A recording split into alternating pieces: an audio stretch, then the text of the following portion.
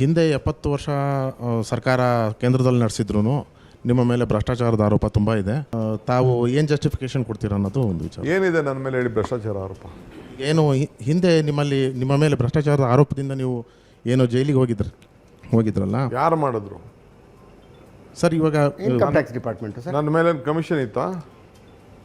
Enquiry PWD commission ಇಲ್ಲ enquiry commission PWD minister power ಮಿನಿಸ್ಟರ್ದಾಗ ಏನಾದ್ರು ಮಾಡಿದ್ದೀನೋ, ಇಲ್ಲ ಲಂಚ ತೊಗೊಂಡಿದ್ದೀನೋ, ಯಾರು ಕಂಪ್ಲೇಂಟ್ ಕೊಟ್ಟಿದ್ರಾ, ಇಲ್ಲ ಯಾವ್ದಾದ್ರು ಅರ್ಬನ್ ಡೆವಲಪ್ಮೆಂಟ್ ಮಿನಿಸ್ಟರ್ಗೆ ಯಾವ್ದಾರು ಇತ್ತಾ, ಕೋಪರೇಷನ್ ಮಿನಿಸ್ಟರ್ ಇದ್ದಾಗ ಇತ್ತಾ, ಹಿಂದೆ ಜೈಲ್ ಮಿನಿಸ್ಟರ್ ಇತ್ತಾ, ಇಲ್ಲಾಂದರೆ ಇರಿಗೇಷನ್ ಮಿನಿಸ್ಟರ್ಗೆ ಏನಿದೆ ಪ್ಲೀಸ್ ಶೋ ಮಿ. ಅಲ್ಲ, ಇದು ಸರ್ಕಾರದ ಬಗ್ಗೆ ಅಲ್ಲ ನಾನು ಹೇಳ್ತಾ ಇರೋದು, ಬಟ್ ನಿಮ್ಮ ಪರ್ಸನಲ್ ಆಗಿ ನಾನು ಪರ್ಸನಲ್ ಆಗಿ ಅವರು ಪರ್ಸನಲ್ ಆಗಿ ಕೇಳ್ತಿದ್ದಾರೆ. ಏನು ಪರ್ಸನಲ್ ಆಗಿ ನನ್ನ ಮೇಲೆ ಏನು ಆರೋಪ? ಕೂತ್ಕೊಳ್ಳಲಿ, ನಿನ್ ಗೆದ್ರೆ ತಾನೆ ಸರ್. ಇವಾಗ ಏನು ನಾನು ಭ್ರಷ್ಟಾಚಾರ ಮಾಡಿದ್ದೀನಿ ಸರ್? ಭ್ರಷ್ಟಾಚಾರ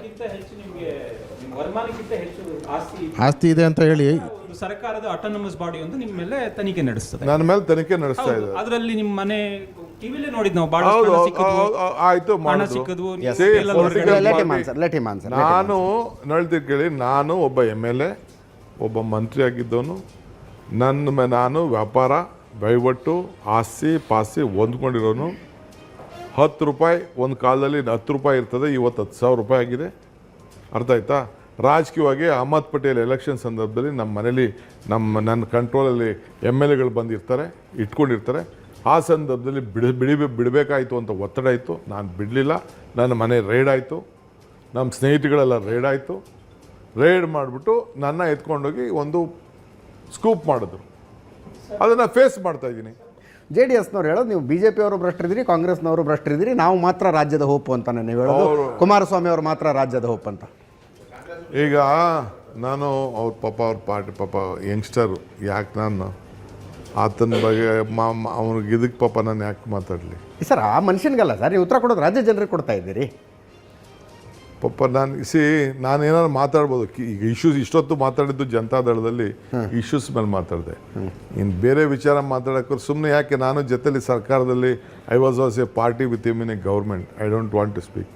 ಎಲ್ಲ ದೊಡ್ಡ ಇಶ್ಯೂಸ್ ಇದೆ. ಇಲ್ಲಿ ನೀವು ಆ ಕುಮಾರಸ್ವಾಮಿಯನ್ನ ಹೆಸರು ಕೇಳಿದ್ರು ಒಂದೊಂದು ಹೆಜ್ಜೆ ಹಿಂದೆ ಇಟ್ಬಿಡ್ತೀರಿ. ಅವ್ರು ನಮ್ಮ ಅವ್ರ ಅಣ್ಣವ್ರು ನಮ್ಮ ಅಣ್ಣ ನೆನೆಸ್ತಾ ಇದ್ದೀರಾ ನೀವು? ಅಲ್ಲ, ನೀವು ಹಂಗೆ ನಿಮ್ಮ ರಿಯಾಕ್ಷನ್ಸ್ ಹಂಗಿರುತ್ತೆ. ಯಾಕೆ ಸರ್, ಏನದು? ಅಣ್ಣ ಯಾರು ಅಂತ ಗೊತ್ತಾಗ್ಲಿಲ್ಲ, ಕೇಳ್ಬಿಟ್ಟೇನೋ. ನೀವು ನನಗೆ ಅನ್ಸೋದು ಏನೋ ನಿಮ್ಮ ಸೀಕ್ರೆಟ್ ಅವ್ರ ಹತ್ರ ಇರಬೇಕು, ಅವ್ರ ಸೀಕ್ರೆಟ್ ನಿಮ್ಮ ಹತ್ರ ಇರಬೇಕು. ಅದಕ್ಕೆ ನೀವು ನನ್ನ ಸುದ್ದಿಗೆ ನೀನು ಬರಬೇಡ, ನಿನ್ನ ಸುದ್ದಿಗೆ ನಾನು ಬರಲ್ಲ ಅನ್ನಂಗಿದ್ದೀರಾ? ಅವ್ರು ಏನಾದ್ರು ಮಾತಾಡ್ತಾ ಇರ್ತಾರೆ ಬಿಡಿ, ಅವರು ನಾನು ಮಾತಾಡೋಕ್ಕೆ ಇಷ್ಟ ಇಲ್ಲ ನನಗೆ. Okay, next. ಒಂದು ಬರ್ತೀನಿ ಸರ್. ನಮಸ್ಕಾರ, ನನ್ನ ಹೆಸರು Shridhar Rao Jadhav, NSU state general secretary. NSU state general secretary, student leader. ಏನು ಇವತ್ತು RSS ಈ ರಾಜ್ಯಕ್ಕೆ, ಈ ದೇಶಕ್ಕೆ ಎಷ್ಟು ವಿರೋಧವೋ ಅದೇ ರೀತಿಯಾಗಿ ರಾಜ್ಯದಲ್ಲಿ PFI SDP ಮತ್ತು ಇತರ ಅಂಗಸಂಸ್ಥೆಗಳು ಬೇರೆ ಅಷ್ಟೇ ಮಾರಕವಾಗಿದೆ. ಇದ್ರ ಬಗ್ಗೆ ಸ್ವಪಕ್ಷೀಯವಾಗಿ ತಾವು ಕಾಂಗ್ರೆಸ್ ಪಕ್ಷವಾಗಿ ಇದ್ರ ಬಗ್ಗೆ ಆಲೋಚನೆ ಮಾಡಿ, ಇದರಿಂದ ಕಾಂಗ್ರೆಸ್ ಪಕ್ಷಕ್ಕೆ ಓಟ್ ಅಂತೂ ಬರೋದು ಭಾಳ ಸುಳ್ಳು. ಇದರಿಂದ ಅವರಿಂದ ನಮ್ಗೆ ಓಟ್ ಅಂತೂ ಬರೋಕ್ಕೆ ಸಾಧ್ಯವೇ ಇಲ್ಲ. ಯಾಕಂದರೆ ಅವ್ರ ಮನಸ್ಥಿತಿ ಬೇರೆ ಇದೆ. ಅಲ್ಲ, ಮನಸ್ಥಿತಿ ಅಲ್ರಿ, ಅವ್ರದೇ ಪೊಲಿಟಿಕಲ್ ಪಾರ್ಟಿ ಇದೆ. ನಿಮಗೆ ಅದರಿಂದನೇ ನಾವು ಅದನ್ನು ಬ್ಯಾನ್ ಮಾಡಲಿಕ್ಕೆ ನಾವು ಆಡಳಿತ ಪಕ್ಷದ ಜೊತೆ ಸೇರಿಕೊಂಡು ನಿಂತ್ಕೊಳ್ಳೋದ್ರಲ್ಲಿ ತಪ್ಪೇನಿಲ್ಲ ಅಂತ ನನ್ನ ಒಂದು ಅನಿಸಿಕೆ. ಅದರಿಂದ ಪಕ್ಷ ಏನು ತೀರ್ಮಾನ ತಗೋತೋ ಅದರ ನಿಮ್ಮ ನಿಲುವೇನು ಅನ್ನೋದನ್ನು ಈ ರಾಜ್ಯದ ಜನತೆಗೆ ತಿಳಿಸ್ಬೇಕು. ಈಗ RSSನ ಆಡಳಿತ ಪಕ್ಷದವ್ರು ಬ್ಯಾನ್ ಮಾಡ್ತಾರ? PFI ಇನ್ಯಾರೋ ಸಂಸ್ಥೆಗಳು ಹೇಳ್ತಾ ಇದ್ದಾರಲ್ಲ, ಅದೆಲ್ಲ ಅವ್ರಿಗೆ ಹೆಲ್ಪ್ ಮಾಡ್ತಾ ಇದ್ದಾರೆ. ಎಲ್ಲಿ ಮಾಡ್ತಾರೆ ಅವರು? They will not, they are encouraging them. Okay, ಅಂದರೆ ನೀವು ಹೇಳೋದು PFI ಬೆಳೆದಷ್ಟು BJPಗೆ ಲಾಭ ಇರುತ್ತೆ ಅಂತ. ಅವರು they are encouraging. Okay, all the outfits ಯಾವುದಾದ್ರು ಇದೆ, ಆ ಮೈನಾರಿಟಿ ಓಟ್ಸು ಸ್ವಲ್ಪ ಕಡಿಮೆ ಆಗಲಿ, ಇನ್ನೊಂದು ಓಟ್ ಕಡಿಮೆ ಆಗಲಿ, ಅವರೇ ಒಂದಷ್ಟು ಶೇರ್ ಮಾಡ್ಕೊಳ್ಳಿ ಅಂತ ದೇ ಆರ್ ಎನ್ಕರೇಜಿಂಗ್. ಹಾಗಿದ್ರೆ PFI SDPI ವಿರುದ್ಧ BJPಗಿಂತಲೂ ಕಾಂಗ್ರೆಸ್ ಜೋರಾಗಿ ಹೋರಾಟ ನಡೆಸಬೇಕು. ನಾವು ಪಬ್ಲಿಕ್ಕಲ್ಲಿ ನಾವು ಮಾತಾಡ್ತಾ ಇಲ್ಲ. ನಮ್ಗೆ ಇಂಟರ್ನಲ್ಲಿ we know that. Okay, what is the biggest danger, what they are trying to do it, ಅದೆಲ್ಲ ನಮಗೆ ಗೊತ್ತಿದೆ. ಸರ್, ನಿಮ್ಮ MLA ಮೇಲೆ ನಡೆದ ಮರ್ಡರ್ ಅಟೆಂಪ್ಟ್ನಲ್ಲಿ ಅಕ್ಯೂಸ್ಡ್ ಅವರು, ಅದನ್ನೇ ಹೇಳ್ತಾ ಇರೋದು ನಾನು. ಒಂದು ನಿಮಿಷ.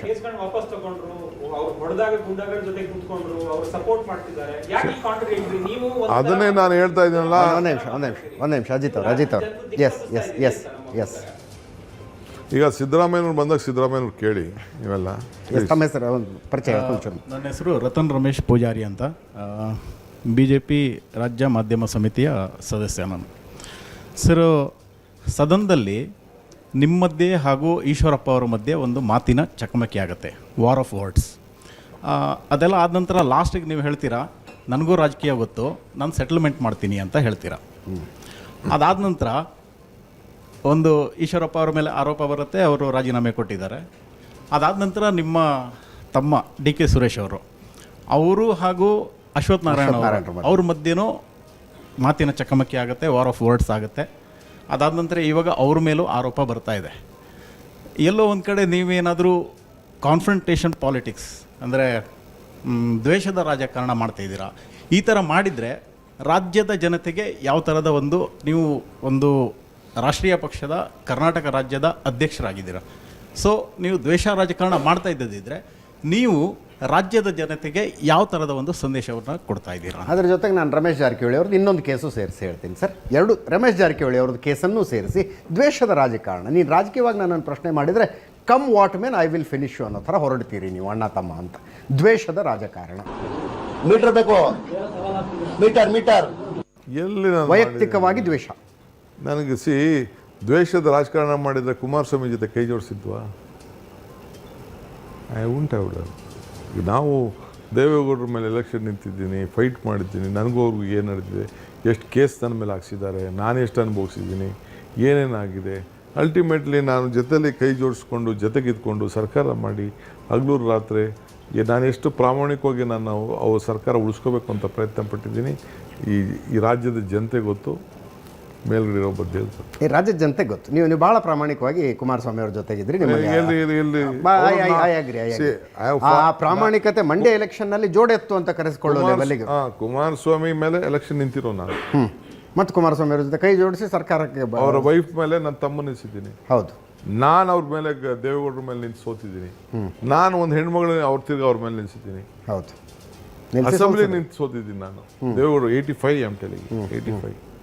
ಸೊ ಬೇಕಾದಷ್ಟು ಇದೆ, ಬೇಕಾದಷ್ಟು ವಾರ್ ಆಫ್ ವರ್ಡ್ಸ್ ಇದೆ. ಅವ್ರು ನಮ್ಮ ಮಾತಾಡಿದ್ದು, ಅವ್ರನ್ನ ಇದು ಎಲ್ಲ ಎತ್ಕೊಂಡು ಹೋಗಿ ಬೇಕಾದಷ್ಟು ಫೈಲ್ಗಳೆಲ್ಲ ಡೆಲ್ಲಿ ಕೊಟ್ಟಿದ್ದೆಲ್ಲ ನನಗೆ ಗೊತ್ತಿದೆ. ಅವ್ರ ಬ್ರದರ್ ಏನು ಮಾಡ್ದ ಅಂತ ಗೊತ್ತಿದೆ ನನಗೆ. ಬ್ರದರ್ ಅಂತಂದರೆ ಇನ್ಕಮ್ ಟ್ಯಾಕ್ಸ್, ಕಮರ್ಷಿಯಲ್ ಟ್ಯಾಕ್ಸು ಎಲ್ಲಿದ್ದ, ಡಾಕ್ಯುಮೆಂಟ್ ಎಲ್ಲೆಲ್ಲಿಂದ ಬಂತು, ನಮ್ಮ ಮೇಲೆ ಏನೇನು ಕೇಸ್ಗಳಾಯಿತು ಅದೆಲ್ಲ ಆಗಿದೆ. ಅಯ್ಯೋ, there is lot of issue. Okay, without the knowledge of them only ಅವೆಲ್ಲ ಸರ್ಕಾರ ಬ್ಯಾಕ್ ಡೋರ್ ಪಾಲಿಟಿಕ್ಸ್ ಮಾಡಿದ್ದಾರೆ. ಅದೆಲ್ಲ ಇದೆ, ಅವೆಲ್ಲ ಬಿಡಿ. ನಾನೆಲ್ಲ ಅಲ್ಟಿಮೇಟ್ಲಿ ದೇರ್ ಇಸ್ ಅ ಲಾ. ನಿಮ್ಮ ಬಾಡಿ ಲ್ಯಾಂಗ್ವೇಜ್ ಮಾತಾಡೋದು ಹಂಗೆ ಅನ್ಸುತ್ತೆ ಸರ್. ಬಾಡಿ ಲ್ಯಾಂಗ್ವೇಜ್ ನಿಮ್ಮದು ಈಶ್ವರಪ್ಪನವ್ರದ್ದು ಐ ವಿಲ್ ಸೆಟಲ್ ಇಟ್ ಅಂತೀರಿ ನೀವು. ಖಂಡಿತ. ಅಲ್ಲಿ ರಾಮನಗರದಲ್ಲಿ ಸ್ಟೇಜ್ ಮೇಲೆ ನಿಮ್ಮದು ನಿಮ್ಮ ತಮ್ಮಂದು ಅಶ್ವಥ್ ನಾರಾಯಣ ಬಾಡಿ ಲ್ಯಾಂಗ್ವೇಜ್ ಇನ್ನೇನು ಕುಸ್ತಿನೇ ಶುರು ಆಗ್ಬಿಡುತ್ತೆ. ಅಲ್ಲಿ ಅಸೆಂಬ್ಲಿಲಿ ಏನಾಯಿತು, ನಮ್ಮ ಪ್ರಯಾರಿಟಿ ವಾಸ್ ನ್ಯಾಷನಲ್ ಫ್ಲಾಗ್. ಅವ್ನು ನಮ್ಮ ಅಪ್ಪನ ಕರಿತಿದ್ದ, ನಿಮ್ಮ ಅಪ್ಪಂದೇನೋ ಅಂತ ಕೇಳ್ದ. ಅದಕ್ಕೆ ಕೇಳಿದೆ, ಸೆಟಲ್ ಮಾಡೋಣ ಅದನ್ನು. ನಮ್ಮ ತಂದೆ ಕರೆದಾಗ ಸೆಟ್ಲ್ ಆಗಬೇಕಲ್ಲ ಅದು ಎಲ್ಲರೂ ಒಂದು ಕಡೆ. ಓಕೆ, ಈಗ ಅಶ್ವಥ್ ನಾರಾಯಣರದ್ದು ಸೆಟಲ್ ಮಾಡ್ತೀರಾ? ಇರಲಿ, ನೋಡೋಣ. ನಾವು ಗಂಡಸರು ಹೆಂಗಸರು ಅಂತ ಈಗ ರಾಮನಗರ ಜನ ತೀರ್ಮಾನ ಮಾಡೋಂಥ ಸ್ಟೇಜಲ್ಲಿದ್ದಾರೆ. ಓಕೆ, ರಾಮನಗರ ಕ್ಷೇತ್ರದ ನಾನೊಬ್ಬ ರಾಮನಗರದವನಲ್ವಾ. ಹೌದು, ಬೆಂಗಳೂರು ಗ್ರಾಮಾಂತರ ಜಿಲ್ಲೆ. ಅವನು ಇಡೀ ಜಿಲ್ಲೆಗೆ ಗಂಡಸರು ಯಾರಿದ್ದೀರೋ ಅಂತ ಕೇಳಿದಾಗ ಅವ್ರು ಹೇಳ್ಬೇಕಲ್ಲಪ್ಪ ಉತ್ತರ. ಪಾಪ ಅನಿತಕ್ಕ ಕೂತಿದ್ದಾರೆ. ಅನಿತಕ್ಕೂ ಗೊತ್ತಿದೆ ಗಂಡಸರು ಹೆಂಗಿದ್ದಾರೆ ರಾಮನಗರದವರು ಅಂತ. ಅವರಪ್ಪನ್ನ ಅವ್ರ ಮಾವನ್ನ ಪ್ರಧಾನಮಂತ್ರಿ ಗಂಟ ಕಳಿಸಿದ್ದಾರೆ ರಾಮನಗರ ಜನ ಭಾಳ ಅರ್ಥ ಮಾಡ್ತಾರೆ. ಅವ್ರ ಯಜಮಾನರನ್ನ 2 ಸತಿ ಚೀಫ್ ಮಿನಿಸ್ಟರ್ ಮಾಡಿದ್ದಾರೆ. ಅವರೆಲ್ಲ ಗಂಡಸರೆಲ್ಲ ಹೆಂಗಸುಗಳ. ಹನುಮಂತೇನವ್ರನ್ನ ಚೀಫ್ ಮಿನಿಸ್ಟರ್ ಮಾಡಿದ್ದಾರೆ. ರಾಮಕೃಷ್ಣ ಹೆಗಡೆಯವ್ರನ್ನ ಚೀಫ್ ಮಿನಿಸ್ಟರ್ ಮಾಡಿದ್ದಾರೆ. ಅದೇ ಜನ ಕನಕಪುರದವ್ರೆ. ನಾನೆಲ್ಲಿ ಗಿದ್ದೀನಿ ಅವರೇ. ದೇವೇಗೌಡರನ್ನು ಪ್ರಧಾನಮಂತ್ರಿ ಮಾಡಿದ್ದಾರೆ, ಮುಖ್ಯಮಂತ್ರಿ ಮಾಡಿದ್ದಾರೆ, ಕುಮಾರಸ್ವಾಮಿನ 2 ಸತಿ ಮಾಡಿದ್ದಾರೆ.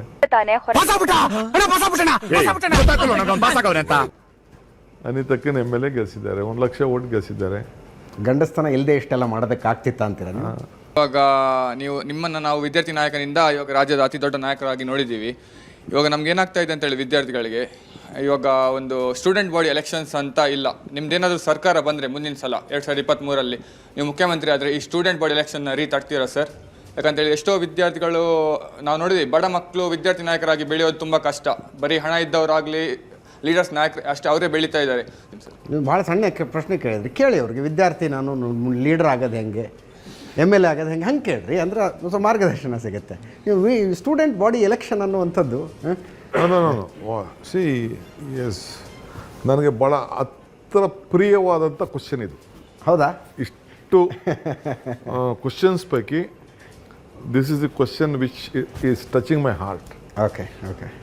ನಾನೊಬ್ಬ ಸ್ಟೂಡೆಂಟ್ ಲೀಡರ್ ಆಗಿದ್ದು. Yes, I know a leader is one create leaders, not followers. Correct. ಇದ್ರ ಮೇಲೆ ನನಗೆ ನಂಬಿಕೆ ಇರೋನು. ಇದನ್ನು ನನಗೆ ರಾಜೀವ್ ಗಾಂಧಿಯವರು ಹೇಳಿದಂಥ ಮಾತಿದು. 73-74ನೇ ಅಮೆಂಡ್ಮೆಂಟ್ ತಂದಾಗ ಜಯಪ್ರಕಾಶ್ ಅವರ ಇದಿಲ್ಲ, ಇಲ್ಲಿ ಟ್ರೈನಿಂಗ್ ಸೆಂಟ್ರ್ ಇತ್ತಲ್ಲ, ಅಲ್ಲೂ ಅಲ್ಲ, ನಾವು ಜಿಲ್ಲಾ ಪಂಚಾಯತಿ ಮೆಂಬರ್ಸ್ ಇದ್ದವು. ಅಲ್ಲಿ ಕೆಲವು ಡಿಸ್ಕಷನ್ ಬಂತು. ನಾವೇ ನಮ್ಮ ಗೌರ್ಮೆಂಟ್ ಇದ್ದಾಗ, KH ರಂಗನಾಥ್ ಇದ್ದಾಗ ಇದು ಬ್ಯಾನ್ ಆಯಿತು. ನಾವೆಲ್ಲ ಸ್ಟೂಡೆಂಟ್ ಲೀಡರ್ಸು, SGRC ಕಾಲೇಜಲ್ಲಿ ಸ್ಟೂಡೆಂಟ್ ಲೀಡರ್ಸು. ಆಗ ಸ್ಟೂಡೆಂಟ್ ಲೀಡರ್ಶಿಪ್ಪಲ್ಲಿ ವಿಪರೀತ ಎಲೆಕ್ಷನ್ಸಲ್ಲಿ ರೌಡಿಸಮ್ ಇನ್ವಾಲ್ವ್ಮೆಂಟ್ ಆಗೋಯಿತು. ಹೌದು ಹೌದು, ಕೇಳಿದ್ದೀವಿ ನಾವು. ಬೇಕಾದಷ್ಟು ಮಾಡಿ. ಈಗ ನಾನು, ರಾಮಲಿಂಗಾರೆಡ್ಡಿ, ರೇವಣ್ಣವರು, ಒಂದು ಕಡೆ ಮಂಜುನಾಥ್, ಇನ್ನೊಂದು ಕಡೆ ನಮ್ಮ ಅರಕಲಗೂಡು ನಮ್ಮ Manju, science college Balaji, RV Harish, RV Venkatesh, yes, all of them are student leaders, including Ananthkumar. ಹೌದು ಹೌದು, ಸ್ಟೂಡೆಂಟ್ ಲೀಡ್ರ್. ಅನಂತಕುಮಾರ್ BJP ಇದ್ದು ಅವ್ರು 3 ಜನ ಸೇರಿಬಿಟ್ಟು ನನಗೆ ಫಸ್ಟ್ ಟೈಮ್ ಎಲೆಕ್ಷನ್ ಟಿಕೆಟ್ ಸಿಕ್ಕಿದಾಗ 5,000 ರೂಪಾಯಿ ತಂದು ಕೊಟ್ಟಿದ್ರು ನನಗೆ. ಹೌದಾ? ಯುವರ್ ಫ್ರೆಂಡ್ಸ್ 5,000 ರೂಪಾಯಿ ತಂದು ನನಗೆ 3 ಜನ ಸೇರಿ ಕಲೆಕ್ಟ್ ಮಾಡಿಕೊಂಡು ನನಗೆ ಫಸ್ಟ್ ಟೈಮ್ ಎಲೆಕ್ಷನ್ ನಿಂತಾಗ 85,000 ರೂಪಾಯಿ ನಾನು ತಂದು ಕೊಟ್ಟಿದ್ದರು. ಈಗ BJP ಕಟ್ಟಾನ ಸುಬ್ರಹ್ಮಣ್ಯ ಅವ್ರು ನನ್ನ ಜೊತೆ ಸೆಕ್ರೆಟರಿ ಆಗಿದ್ದರು. ಡಿಫ್ರೆಂಟ್ ಪೊಲಿಟಿಕಲ್ ಪಾರ್ಟಿಲಿದ್ರು ಕೂಡ ಆ ಸಂದರ್ಭದಲ್ಲಿ ಹುಡುಗರು ಏನೋ ಯಂಗ್ಸ್ಟರ್ಸು ಅಂತೆಲ್ಲ ನಡೀತಾ ಇತ್ತು. ಆ ಸ್ಟೂಡೆಂಟ್ ಲೀಡರ್ಶಿಪ್ ಎಲೆಕ್ಷನ್ ಭಾಳ ಸ್ಟ್ರಾಂಗ್ ಆಗಿ ನಡೀತಾ ಇತ್ತು, including chief minister Devaraja Arasu CM ಆಗಿದ್ರು ಕೂಡ ಈ use to monitor the elections. ಒಬ್ಬ CM ತಲೆ ಕೆಡಿಸ್ಕೊತಿದ್ರು, ಕಾಲೇಜ್ ಎಲೆಕ್ಷನ್ಸ್ ಫಂಡ್ ಮಾಡ್ತಿದ್ರು, ಗುಂಡ್ರಾಯರು ಫಂಡ್ ಮಾಡ್ತಿದ್ರು ಅಷ್ಟೇ.